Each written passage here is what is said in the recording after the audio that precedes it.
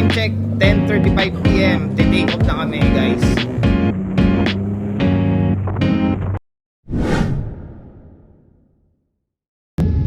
So ito na, this is it. Yung pinakihintay ko for the past 2 months. Yan nga pala, nasa harap ako si Silero. Ayan, naka-Suzuki GSX. So mula dito, babiyahe kami from Subic going to Lingayen Capital. Ito na, sabay-sabay naka-take off. Guys, see you at Lingayen. So nagpultang kami bago pumunta dito, bago i-park yung mga motor dito. So medyo bawas na yung gas namin. Bali yung plano namin is every 200 kilometers mag-gas up kami. So bali yung first gas up namin is before dumating ng Lingayen Capital. So para hindi sayang yung oras namin, para dire-diretso yung takbo namin. Saka para hindi din kami magkahiwa-hiwalay. Grabe, ang daming motor bago mag-take off. So merong mga GS1250. Ako yata yung pinaka-mahinang CC dito sa lineup namin. So as in sobrang daming motor, sobrang saya. Paglabas mo pa lang, sobrang daming tao, sobrang daming nanonood, may concert yan, kompleto. As in, ang sarap mag-take off, sobra. So, first time ko to. Sa sobrang excited ko, natulog ako ng alas 7 ng umaga, tapos nagising ako ng alas 12 ng gabi. So, from 12, hindi na ako nakatulog hanggang mag-take off kami. Kaya ngayon, medyo antok na antok ako. Uminom lang ako ng energy drink bago kami mag-take off. So bali binaon ko 2 Pocari, tapos mga chocolates para in case na magutom ako, yun na lang kakainin ko. Kasi pag nag-carbs ako, panigurado antokin ako. Ay, Zambales! Zambales na kami. Sobrang daming tao, ang saya dito. Sobrang daming nag-aantay. So 11 PM na. Ang dami pa rin tao dito sa labas. Mga nag-aabang talaga, inaabangan talaga nila yung Boss Ironman. San Marcelino, Zambales. Sobrang luwag ng daan, so feeling ko maaga kami makakadating sa Lingayen, sa Kapitolyo nila.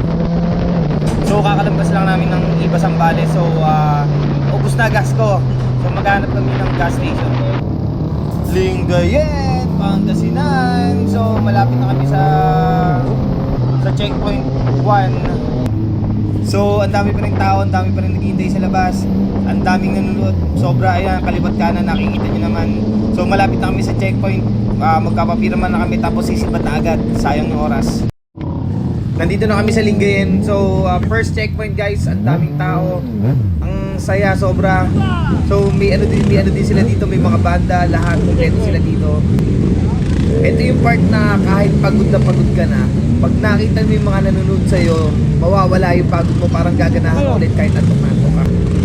So dumating kami dito 12:55 AM. Nag-take off kami 10:30 PM. So inabot lang siya ng almost 2.5 hours. So yun. Sobrang daming tao yan o. Papirma na ako first checkpoint guys. Yan. Saan tayo, Silero? Saan tayo papirma? Yan, papirma tayo ng checkpoint guys. Ang passport. Ito, mga VIP kasi puno na eh.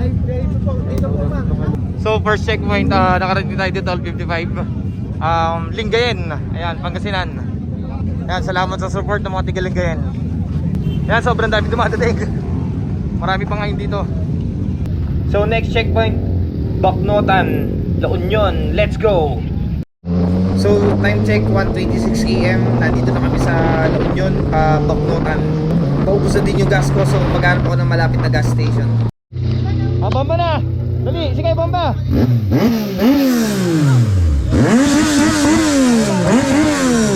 Okay na. Thank you. Bacnotan na tayo, malapit na tayo sa checkpoint. So marami kaming kasabay dito, mga kasunod namin dito. So ang dami pa rin, hindi pa rin sila nagkakahiwalay. Checkpoint number 2. So yun, ito. Bacnotan tayo ngayon guys. Checkpoint number 2, magkapirma na ako. Yan, ano oras ba? Yan, checkpoint number 2. Bacnotan. Ride safe. Thank you. Meron bang may sticker kayo dyan? Okay. Ubus na yung sticker natin, sir. Ubus na yung sticker, doon palang ubus na. Ubus na yung sticker. So yun, dito tayo sa Bacnotan, sa La Union. Bilis lang ang biyahe. Mabait ang mga tao dito. Checkpoint number 2 guys. checkpoint number 3 na tayo. Nandito na tayo sa Candon City, Ilocos Sur. Grabe, alas 3 na ng umaga pero ang dami pa rin tao dito sa magkabilang gilid. Ang dami pa rin nanonood. So mga tansya ko, mga isang oras na lang natin na tayo sa Bigan, sa may Plaza Burgos. Woo! Bigan! Nandito na tayo sa Bigan, guys. So malapit na tayo sa checkpoint number 3. Inabot na kami dito ng alas 4. So eto, papasok na tayo sa Plaza Burgos. First time ko dito, so excited ako sobra. Kasama ko pa rin si Silero ayan sa harapan ko. Gamit niya GSX Suzuki. Nandito na tayo sa sa Plaza Burgos.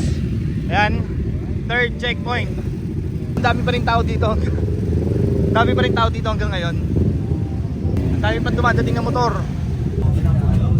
So bababira mo tayo solo. Solo tayo. Ipirma na ni ate. Nabot tayo ng 418. Nakapagpapirma na ako. 418. Nakadalawang kami, dalawang stopover. Kasi may inintay kami. Alis na kami. Next checkpoint na kami, guys. Welcome to Luwag City. Nalobot nga pala ako kaya ngayon ako napag-video. It's already 6:08 AM in the morning. Buti na lang maganda yung panahon. Kasi kagabi, sabi nila, uulan daw dito sa bandang northern part ng Luzon. Ayan, nasa harapan ko pa rin si Silero. So, follow nyo siya guys sa Silero Motovlog.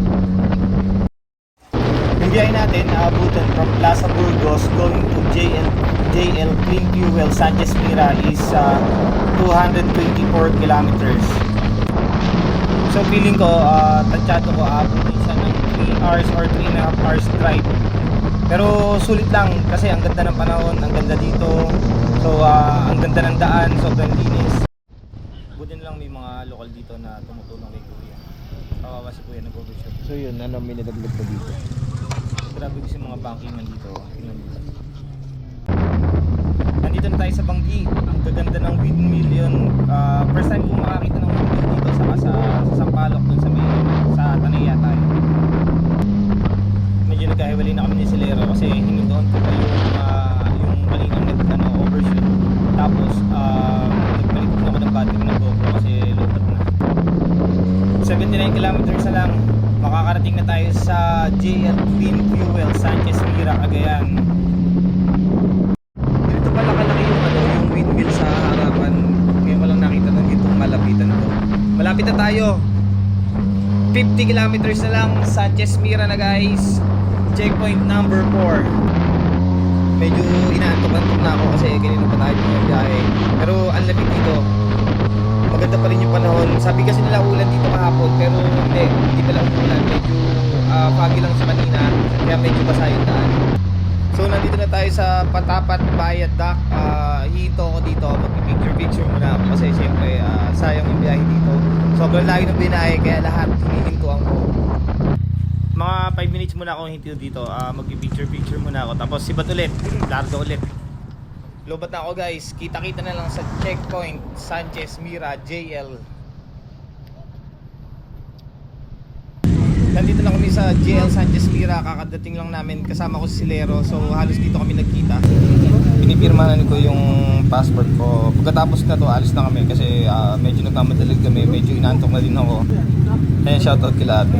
Ang bilis ng papirmahan dito sa gitna. Tara! Tara! Asan sila? Nauna na si ano eh. Ha? Nauna na. Sino? Kita. Sila na? Oo. Habulin daw natin eh. Sige. Diretso tayo. Yan na si pare ko eh. Yung ano mo, intercom. Okay na to. Okay na, okay na. Oh. Alis na kami. So next checkpoint, Provincial Capital Grounds, Tuguegarao City. Let's go! Yan, magkasabay uli kami ni Silero. Siya muna pinauna ko para mabilis kami. Pas-paso muna gagawin namin para makaabot kami. Kailangan namin magpadali. Yung layo nga pala guys ng JL Sanchez Clean Fuel sa Sanchez Mira going to Tuguegarao is 157 km. Medyo umiinit na, medyo nakakaantok na. So medyo malapit na din kami sa sa Tuguegarao. Guys, Tuguegarao na, medyo malapit na tayo. Ilang minuto na lang nandun na tayo, mga 5 to 10 minutes. Pero habang tumatagal, medyo umiinit ng umiinit, nakakantok. So kailangan magpahinga, pag may time magpahinga. So kada checkpoint kailangan nagpapahinga ka after mga siguro at least 10 minutes para yon may mabawi mo energy mo. Pero huwag kang maghihinto kasi yung adrenaline mo, pag nawala yung adrenaline mo, mahirap nang bumiyahe. Ayan, paliko na kami sa papuntang Capitol Grounds. 2 minutes nandito na kami. So natagpos din namin 157 kilometers. Binahe namin mga 1 oras mahigit lang siguro. So i-check namin mamaya. So nandito kami sa Tuguegarao, 5th checkpoint. Ano na? Medyo pagod na, kakain na muna. Si Silero inaantok na. Yun, pinapipirmahan ko yun ako. Pinapipirmahan ko, nandun. So, ayun ang mga tiga, ano, mga tiga-tugi. Ito kinantok. Boy na boy pa ako eh. Boy na boy pa yung mga tiga-tugi. Hi kayo dyan, oh. Hello! Okay na. So, dito kami sa Tugi, uminto kami dito. Sarap! Pansit! Sarap! So, kakain muna kami. Dito kami sa ano? Tugi. Date, ano lang? Nandito na tayo sa Echage. Papipirma tayo ng passport. Eto. Nagluluko yung battery ng GoPro ko kaya yun, di ako napag-video papunta dito from Tuguegarao. Nagbayakon ako ng saging sa kahit ko. Walang pa isang saging para dalawa. Hanggang Subic na yan. Ayun. Thank you kay Emerson. Nandito yung pinsan ko. Ayun o. Nagbulsa na nga ako yun o. 2 bale o. Kala mo Hollister eh.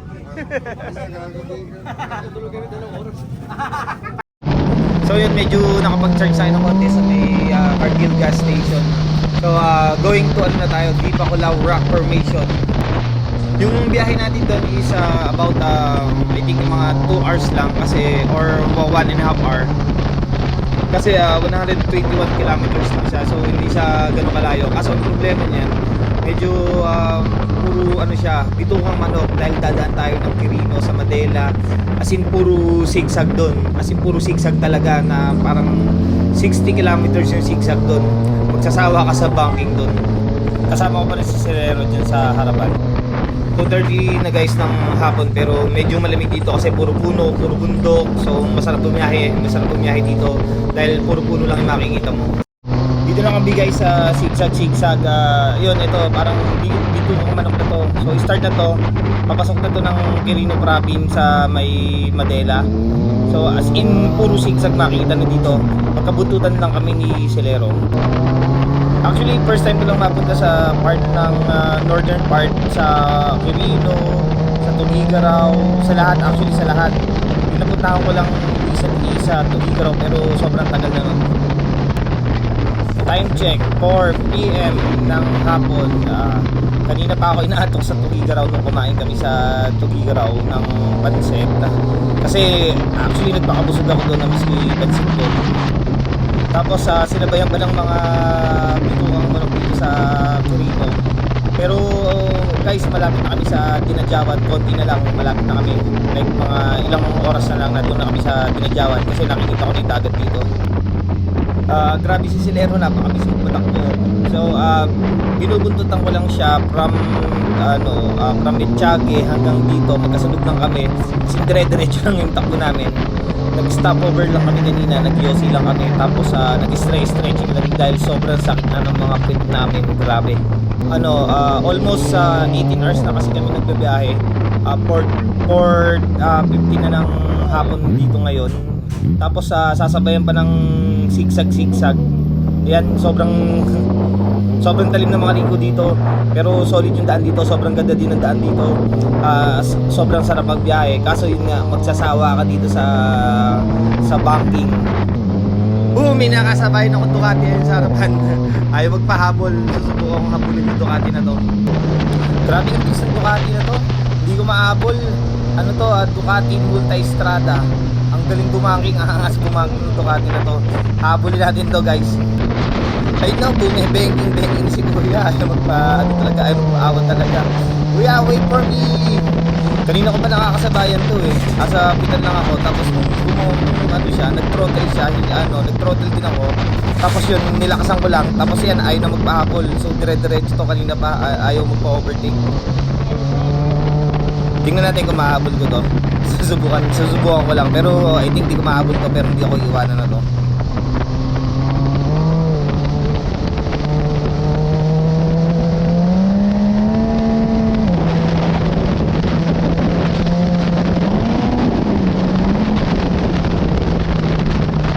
Grabe, ay talaga magpadal ni Kuya. Kuya, pa-overtaking mo na ako. Hanggang dinadyawan lang, malapit na tayo sa dinadyawan. Si Silero, nakapuntot lang din sa likod ko. Nakakita ko sa side mirror. Putik, ang lupit din ni Silero, nakahabol. Tikitakbo ko, 170, tinitakbo ko, 140. Hindi pa rin ako makahabol dito. Kasi medyo delikado dahil puro banking to. Mag-i-straight to ng konti, tapos papaspas naman. Tapos may mga dumadaan din, tapos ang tipo ng daan. Pero shoutout sa'yo Kuya, shoutout sa'yo Kuya, please ng sasakyan mo. So ito pinakamaganda. Ito I think pag mag-GGS kayo, hindi kayo mag-GGS pala, mag-Ducati na lang kayo na multi-strada. Ang sarap pang long drive na to. Siguro hanggang ngayon hindi ko to unlike sa mga sa amin. Parang nakakapagod kasi pag mga sports bike, tapos mga naked bike. Unlike dito, sobrang comfy na to. Ang lupit bumangking ni Kuya oh. Napapasabay tuloy ako. Si Silero hanggang ngayon nakabuntot pa rin. Binubuntotan kami. Ayoko na, hindi na kita habulin Kuya. Suko na ako, ayoko na. Dito na lang. So yun guys, nandito kami sa Dipakulaw Rock Formation checkpoint number 7. Sobrang daming tao pa rin na dumadating dito. So yun, medyo inabot din kami ng matagal-tagal. Ina-expect ko saglit lang kami, pero ang tagal inabot namin dahil sa mga sigsag-sigsag. Time check, 4:27 PM. So nandito na tayo sa Dinadyawan. May libreng merienda. Ate, kape? Kape? Opo. Kape daw. May sugar, wala. Wala po. Ano pa rin napain? Dito may libre. Ay, ako po. Ayaw mo, ito. Nakakantok yan eh. Carbohydrates, nakakantok. Kape lang. Sa Dinadyawan ano, pang-anim na checkpoint. Sir, Hernandez po. Thank you. Thank you. Eto. Wow, Dipakulaw. Shit. Napalaban ako kanina sa Ducati. Yan. Ito na yan oh. Ito na kami sa Dipakulaw. Kukunin ko na yung kape ko. Grabe pa rin yung mga support ng mga Dinadyawan. Sobrang dami na dito sa labas, kaliwat kanan. Pero yun na lang, medyo nakakatakot kasi biglang may mga tumatawid dito at makipag yung daan. Next checkpoint guys, Wiltec, Cabanatuan City. 123 kilometers. Dadaan ulit tayo sa Bitukang Manok. Dadaan tayo sa Baler. Tapos Pantabangan, Rizal. Labas tayo ng Pinagbanaan, Talavera. Tapos diretso tayo ng Cabanatuan guys. Time check, 5:20 PM. So hindi ko alam guys kung ano oras tayo makakarating ng Wiltec, Cabanatuan. So bibilisan namin. Hindi na kami magkapahinga, hindi na kami mag-stopover. Dire-diretso na to hanggang sa Subic guys. So yung layo ng Dipakulaw papuntang Baler, I think mga 15 kilometers. So sasagitin lang namin yung Baler. Pero medyo nakapundo na yung ulan, kita nyo naman. So sana wag umulan kasi medyo mahihirapan kami bumaba na to pag umulan talaga. Kasi medyo sa banking hindi kami magbababilis. Kasi hindi ko kabisado may gulong. Ngayon ko lang to ginamit yung gulong na to. Naka ano nga pala tayo, naka Angel GT na gulong. So hindi ko pa siya natatry. So first time ko pa lang siya natatry. Dahil nung before ng Ironman saka pa lang siya binili. Tapos nagpa-change oil na din ako lahat, maintenance ng motor syempre para sigurado. Sobrang layo kasi ng ikot, so hindi natin sigurado kung masisiraan tayo o hindi. Nagkaroon lang ako ng problema bandang Patugigaraw, medyo maalog-alog yung ano ko, yung kadena. Tapos yun medyo maluwag na yung kadena ko kasi hindi ko nga napapalitan yung kadena ko. Pinahigpitan ko doon tapos pinaling lang isang ko. Tapos habang pinapalingasan ko, kumakain kami ng pansit doon, kaya medyo natagal lang kami. Parang isang oras at kalahati kami nag-stay sa Tugigaraw. Ayun, umulan na nga. So medyo nagbabagal lang kami. Mga takbo namin dito 60, 70 lang, 60. Tapos sobrang bagal sa mga banking. Medyo delikado, siyempre madulas yung daan. Sana umabot kami at least sa checkpoint. Sana para umabot kami sa oras kasi parang 20 hours na kami nagbabiyahe. So hinto pa kami sa may Wiltec. Siguro doon may pagkain doon. Kakain muna kami sa Wiltec tapos ipatuloy kami pasubig. Pero hindi na kami magpapakabusog doon siguro. Yon, wala nang ulan. Palabas na kami ng baler. Medyo bibilisan na namin. Ayan, ngayon medyo papaspasan namin. Ako muna yung nauna. Kasi si Silero nasa likod ko. Tapos si Dada, nauna na doon. I think nasa Wiltec na siya. Kasi nga nauna siya, hindi na siya nagpahinga. Dire-diretso na siya. Hindi na niya kami inintay. Guys, pantabangan na, malapit na. Hindi na kami magpapahinga, hindi na kami mag-yosi. Hindi na lahat, dire-diretso na to hanggang sa matapos. So konti na lang matatapos na. Ilang kilometers na lang, Talavera na kami. Inabutan na nga kami ng gabi. Nandito na kami sa may Talavera, Nueva Ecija. So palagpas na kami ng bypass. Malapit na sa Cabanatuan. I think mga 10 minutes lang to. Sa Wiltec na kami. Malapit na matapos to. Shit, masakit na pit ko. Sakit na ng mga likod ko. Yung mga kamay ko, ang sakit na. Yan, pati si Silero, antok na yan. Kanina pa inaantok yan. Ayun, dito, pasok mo. Dito, pasok mo dito. Nandito na kami sa Wiltec. Nag-aantay yung tatay ko dyan. Kanina pa siya nag-aantay. Sabi niya kasi alas 5 pa lang nandiyan na siya.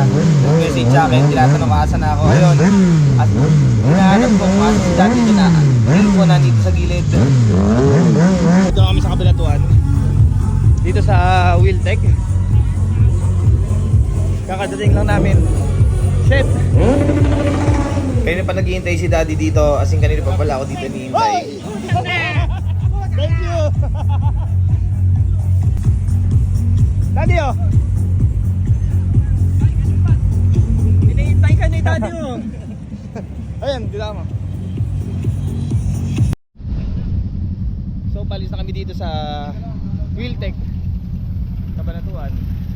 Punta na kami na Subic para sa finish line. Kakatapos lang namin kumain dito. Naninibak ng Ducati yan, oh. Hindi na ilaban kay SMB. Takinan yan. So, nandito na kami sa Aliaga. Medyo malubak ang daan. Bali dumaan kami sa Vergara Highway papuntang Aliaga, sa Aliaga. Medyo pangit yung daan dito, kaya medyo natagal lang kami dito. Papasok na kami guys sa SCTEX. Yan, tapos diretso kami sa Silex pala to, sorry. Tapos diretso kami ng SCTEX, tapos Subic finish line sa wakas. Tek, ang sakit na ng puwit ko. Mula dito, dadaanan namin puro expressway na lang. Medyo mahirap to kasi dito na ako tatamaan ng tok panigurado. So sana hindi naman ako antukin dahil konti na lang to, 100 plus kilometers lang to. Oh shit guys, Subic na, malapit na sa finish line. 2 kilometers na lang, nandun na sa Unioil sa wakas. Tapos din, sobrang sakit ng puwit ko, sobrang sakit ng katawan ko, inaantok na ako, nagugutom na ako, gusto ko na magpahinga. Sa wakas, after 23 hours, ayun, natapos din. Yan, shoutout sa mga pinsan ko dyan, kay Kim Daus, kay Jimmy Daus, yung mga pinsan ko, mga nag-aantay, kay Lahash, nandyan. Kanina pa sila nag-aantay dyan, monitor nila ako sa GPS. Sa wakas, natapos din, after 23 hours, natapos din yung paghihirap. Sa wakas, natapos ko din. So, finish line na guys. So, nakapila tayo dito. Iintay natin yung yung finisher shirt, lahat ng giveaway nila. Yon, salamat.